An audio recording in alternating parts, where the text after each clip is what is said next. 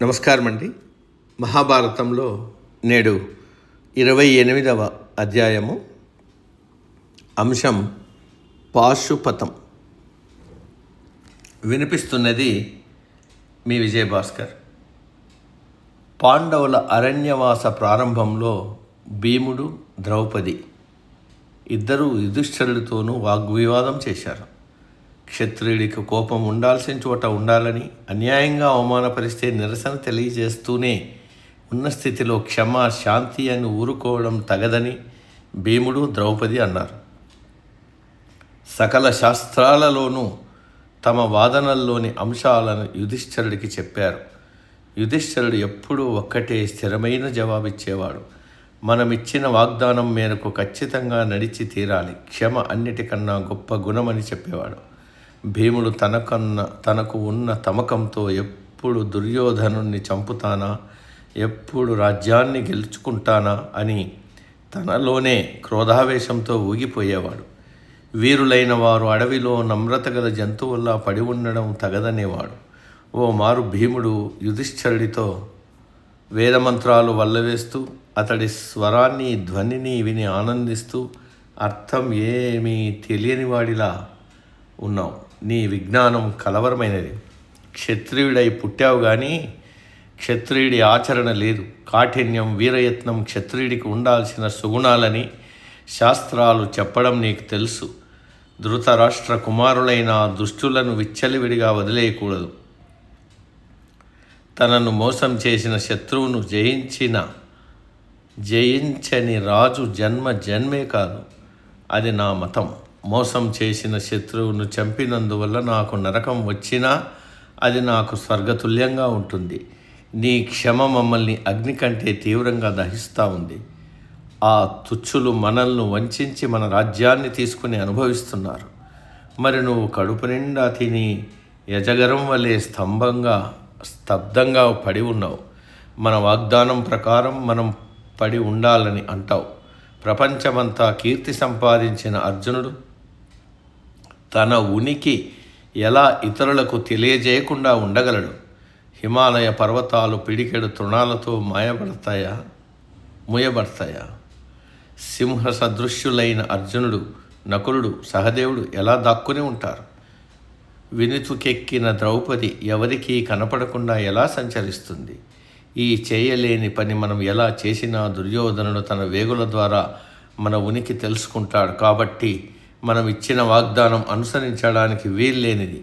మళ్ళీ మనల్ని 13 ఏళ్ళు గెంటివేయడానికి ఏర్పాటు చేశారు. బలవంతంగా పుచ్చుకున్న వాగ్దానమని అనిపించుకోదని నేనన్నది శాస్త్రసమ్మతమే అవుతుంది.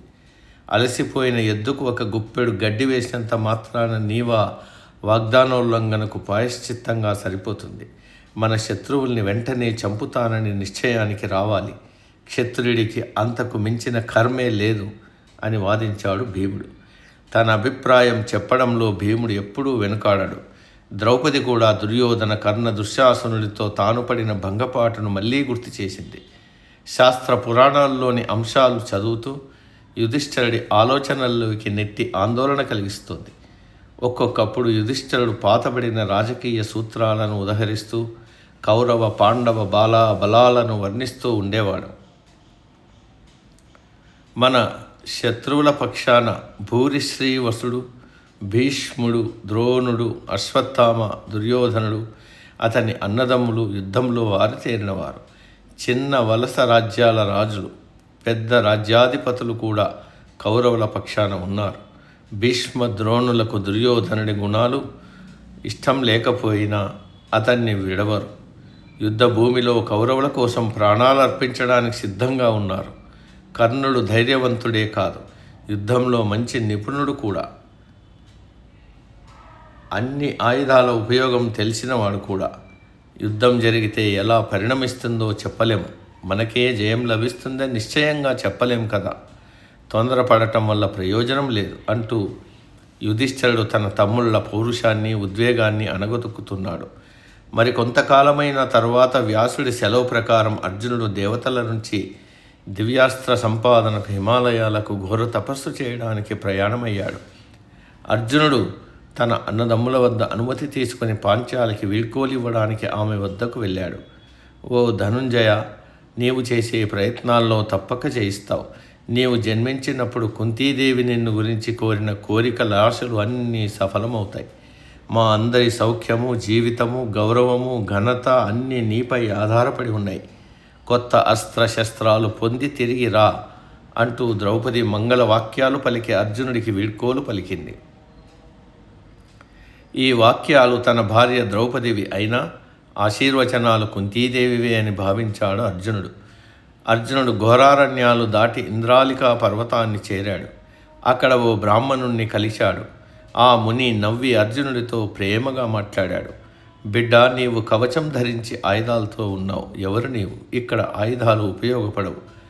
ఈ క్షత్రియోచిత పరికరాల్ని, కోపాన్ని, ఆశల్ని వదిలేసిన తపోధనులతో నిండిన ఈ అడవిలో నువ్వేమి చేస్తావు అని బ్రాహ్మణముని రూపంలోని ఇంద్రుడు అర్జునుడిని ప్రశ్నించాడు.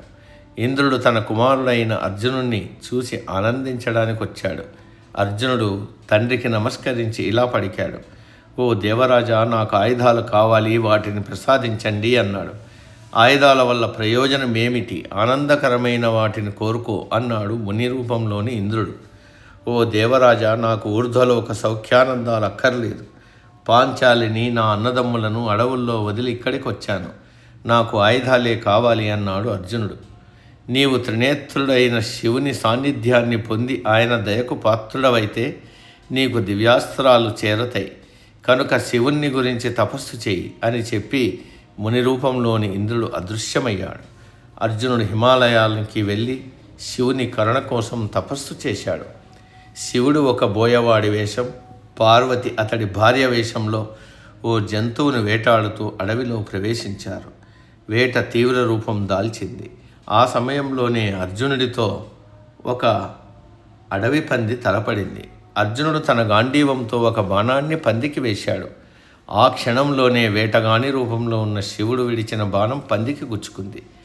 అర్జునుడు పెద్ద గొంతుతో, ఎవరు నీవు? ఈ అడవిలో భార్యతో కూడా ఎందుకు సంచరిస్తున్నావు? నేను గురి చూసిన జంతువుకు నీవు బాణం వేయడానికి ఎలా సాహసించావు అని అర్జునుడు ప్రశ్నించాడు. వేటగాడి రూపంలో ఉన్న శివుడు, వేటకు ఉపయోగపడే జంతువులతో నిండి ఉన్న ఈ అడవి మాది. మేమిక్కడే నివసించేవాళ్ళం. నిన్ను చూడగా నీవు ఆరితేరిన వేటగాడిలా కనపడవు. నీ అవయవ సౌష్ఠ్యము, నీ గమనము చూస్తే సౌఖ్య జీవనం గడిపేవాడి వలె కనిపిస్తున్నావు. నీవు ఈ అరణ్యంలో ఏం చేస్తున్నావు అనే ప్రశ్న నేను అడగాలి అన్నాడు ముని రూపంలోని పరమశివుడు. ఆమె పందిని చంపిందని, దీనికి వ్యతిరేకంగా అర్జునుడు తలిస్తే ఈ విషయంలో పోరాడటానికి తనకు అభ్యంతరం లేదని వేటగాడన్నాడు. ఇంతకంటే ఆనందమైన కోరిక అర్జునుడికి ఇంకేముంటుంది? వెంటనే అర్జునుడు గెంతుతూ శివునిపై పాముల వంటి బాణవర్షం కురిపించాడు. కానీ ఆ బాణాలు వేటగాడిపై పనిచేయలేదు, అంటే శివునిపై పనిచేయలేదు. దీనికి అర్జునుడు ఆశ్చర్యపోయాడు. అర్జునుడి అమ్ముల పదిలో మరో బాణం లేదు. దీంతో తన చాపంతో వేటగాడిని కొట్టాడు. వేటగాడు ఈ దెబ్బలు లక్ష్య పెట్టలేదు. సునాయాసంగా అర్జునుడి చేతిలోని చాపాన్ని లాక్కుని బిగ్గరగా నవ్వసాగాడు వేటగాడు. అర్జునుడు ఒక సామాన్య వేటగాడి చేతిలో సునాయాసంగా నిరాయుధుడు కావడంతో సిగ్గుపడి ఆశ్చర్యం, అనుమానం చెందుతూ తన ధైర్యాన్ని వీడక కత్తి చేతబట్టి యుద్ధం చేస్తూనే ఉన్నాడు. కత్తి ఆ వేటవాడి ఉక్కు వంటి శరీరానికి తగిలి అది ముక్కలైంది. చేసేదేమీ లేక అర్జునుడు వేటగాడితో బాహాబాహి కుస్తీ పట్టాడు. అందులోనూ అర్జునుడు ఓడిపోయాడు. వేటగాడి బాహువుల్లో చిక్కి శక్తి లేనివాడయ్యాడు. వేటగాడి చేతిలో ఓడిపోయి అర్జునుడు భగవంతుని సాయం కోరుతున్నాడు, శివుణ్ణి ప్రార్థిస్తున్నాడు. ఆ సమయంలో ఒక ఊహ ఆయన మదిలో మెదిలింది. ఖచ్చితంగా ఈ వేటగాడు శివుడే అవుతాడని గ్రహించాడు అర్జునుడు. శివుని పాదాలపై పడి పశ్చాత్తాప్తుడై గద్గద స్వరంతో తనను క్షమించాలని ప్రార్థించాడు. శివుడు నవ్వుతూ రక్షించాను అని అర్జునుడి గాంధీవాన్ని అమ్ములపది నుంచి మాయమైన బాణాలను ఇచ్చాడు. గొప్ప ప్రభావం గల పాశుపతాస్త్రాన్ని కూడా ఇచ్చాడు. శివుడి వంటి భగవంతుడితో జగడం సందర్భంగా అయిన గాయాలు శివుడి స్పర్శతో మళ్ళీ స్వస్థత చెందాయి. ఇదివరకటి కంటే అర్జునుడు ఇప్పుడు 100 రెట్లు హెచ్చు బలంతోనూ తేజస్సుతోనూ కనిపిస్తున్నాడు. స్వర్గానికి వెళ్ళి నీ తండ్రి ఇంద్రుణ్ణి పూజించు అని చెప్పి ఈశ్వరుడు సూర్యాస్తమయమైనట్లు అదృశ్యమయ్యాడు. అర్జునుడు ఆనందాతిశయంతో ఇలా అన్నాడు, నేను నిశ్చయంగా శివుణ్ణి ముఖాముఖి చూశానా, ఆ మహనీయుడితో స్పృశించబడ్డానా, నాకు ఇంకేమి కావాలి అనుకున్నాడు అర్జునుడు.